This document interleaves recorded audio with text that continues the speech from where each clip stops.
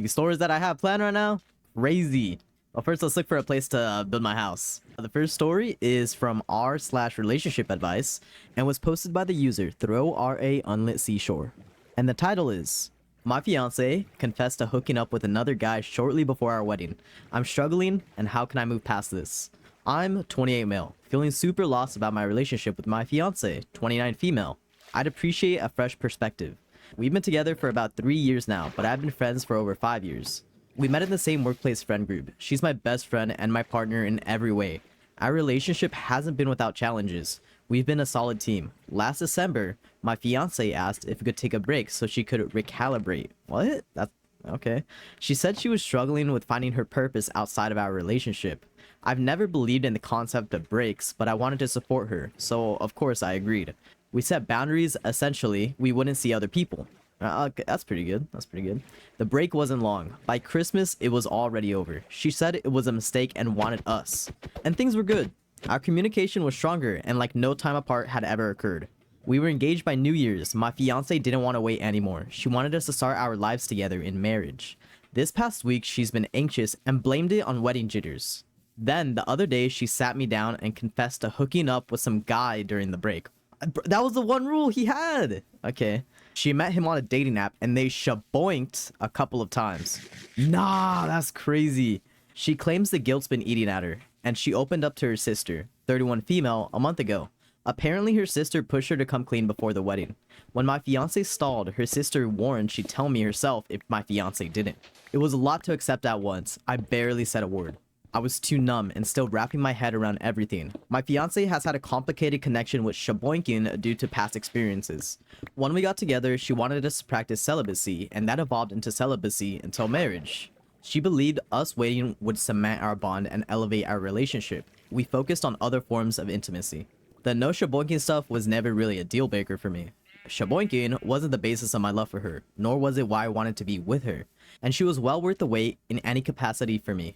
But I'm struggling now because I don't understand how she can just turn around and give herself to some random guy in a way she's never given herself to me. How celibacy was so important to her, but she gave that away for him. She swears the other guy meant nothing and it was the biggest mistake of her life. That she ended the fling because I'm the one she's in love with and who she wants to be with. But I don't know. Nothing she said really landed for me, to be honest.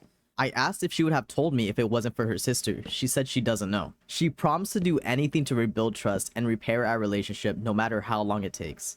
She still wants us to proceed with the wedding. She said she believes in our love and how we can withstand anything.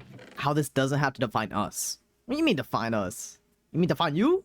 When I didn't engage, she just cried and kept asking me to say something. I told her I needed to clear my head, and I don't like speaking when my emotions are all over the place. I tend to regret it, so I preferred to gather myself.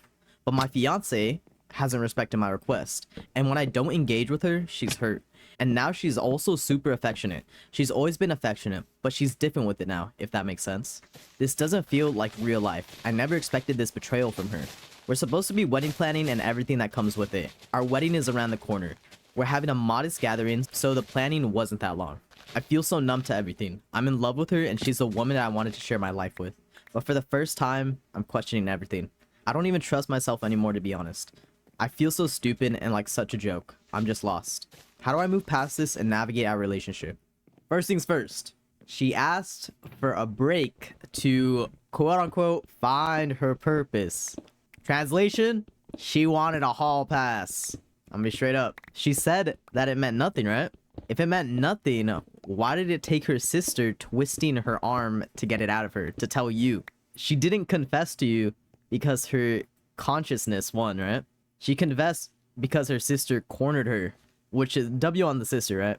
I'm gonna be honest, just cancel the wedding. Just cancel the wedding, man. And quit calling yourself a joke. You kept your word, she didn't. Gear change, though, onto this next one. Is this a trial chamber? Oh, anyways. This next one's from r/am I the a-hole, posted by the user Construction Decon, and the title is, am I the a-hole for planting bad things for my mom to hide while snooping in my room and admitting it years later? I, 22 female, grew up in an extremely religious household. My family was Mormon, and I knew from a very young age that I was not. As a teenager, I got rebellious. I drank energy drinks, tried Starbucks, and stopped reading my scriptures. My mom thought I was becoming a classic 1960s leather jacket bad girl. I really wasn't. I think the worst thing I did was steal from the store because there was a body wash I really wanted. I'm not saying I was a perfect angel by any means. I was definitely a little crap, but not a bad little crap, if you get what I'm saying. My mom started snooping through my room. I think she was convinced I was hiding stuff from her and wanted to find the evidence. I knew because I would find her in my room when I got home from school or noticed my stuff move around. Being a petty teenager, I decided to give her what she was looking for.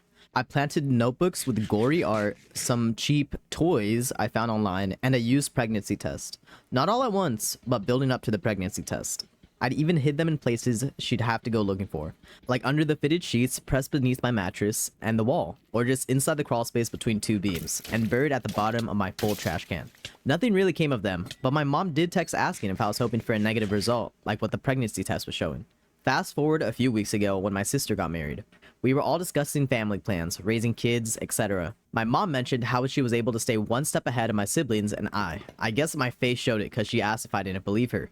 I thought we were past the statute of limitations for my crimes, aka my mom would be upset a little bit, but it would eventually become a funny story to tell, and told her that I didn't think she really was. We started going back and forth. She mentioned how we got a treat if we drank all the water in our bottle throughout the day. I told her I dumped out my water and still got the treats. She mentioned taking me to therapy to get all my emotions out. I told her I didn't talk to the therapist and knew she tried to get the therapist to tell her what I talked about during our sessions. She mentioned upgrading the home security because she knew I'd lost my V card as a teenager and kept me from sneaking out. I never snuck out and faked a phone call with my friends saying I had when I hadn't because I knew she was eavesdropping. This continued and I admitted I planted things in my bedroom for her to find because I knew she was snooping in my room. She got really upset and we haven't talked much since. I'm not trying to justify my actions as a kid because I know I could have handled things better. I think, in a way, I was trying to become all the things my mom thought I was because at least it fulfilled her expectations of me. Am I the a-hole? Oh, edit. Wow, this blew up quickly. I appreciate all the responses and wanted to give maybe some more insight to the type of person my mother is. For starters, no, I did not do this at my sister's wedding. I worded it poorly and meant that the wedding is what brought everyone together and the wedding often brought up many conversations about raising kids. Some people have pointed out it's weird my mom wasn't confrontational about things. My mom isn't a very confrontational person in general. She's the type of person who wanted to pretend I didn't know what she knew. I also think that because she never really had any proof I was this horrible kid, like what she thought I was, that she was waiting to catch me in the act just to justify what she saw. She really didn't say much when she found the things I planted. This did shock me as a teenager and I'm not entirely sure why she didn't have a big reaction. She was not trying to help me by dragging me to therapy. All she saw was a kid who wasn't religious and thought another adult could talk some sense into me. I did willingly attend therapy around 17 because I was trying to process actually leaving religion when I turned 18. There were many times where we would argue and before I went to therapy, she'd say, "I hope you enjoy gossiping to your therapist about what a horrible person I am." What? I also knew from this therapist that on multiple occasions my mom would visit or call trying to get any sort of information about what was discussed during our sessions. That's pretty crazy. I think because I never kept a diary, my mom had nothing to go off of because I never talked to her about anything going on in my life. That's because I knew she would tell other people about anything I would say. I would have very distinct memories of her gossiping about my cousins and my older sister in such a negative light. I knew she would gossip about me to other people. In the end, I think a lot of her behavior boiled down to the fact that she sees herself in me. She did say that a few times how she doesn't want me to be like her or have the same regrets she does. So she was often harsh with how she treated me because of that, and it got out of control. Anytime I've tried to discuss this with her, I get shut down or only hear a bunch of excuses to justify her treatment of me. Sometimes I'll get, "I'm sorry you feel that way." I don't talk to my parents often. When I do, it's only about things that aren't really personal. I talk about my classes, my current internship, some projects, that's about it. We sit in a limbo where I moved on from many things, recognizing my mom was struggling to raise 5 kids as I saw, but a silent understanding that I won't get an apology for most of my upbringing. I do feel bad for going back and forth with my mom, but at the same time, it felt a little freeing. Maybe it was how I saw her defeated for a bit, or because I've never told anyone about being so sneaky. I hope my mom can get professional help someday, and learn to apologize for things. I know the past won't change, I just wish she would own up to her own mistakes. But that would first require learning not to assume an apology meant she failed. I don't think my mom truly failed me, as there are many skills and knowledge I have because of her. I hope she realizes that one day. That's a crazy story, I ain't gonna lie. I'm as pro-parent as they come, right? Parents have every right to set up rules, keep their kids off of the bad path, all of it, you know?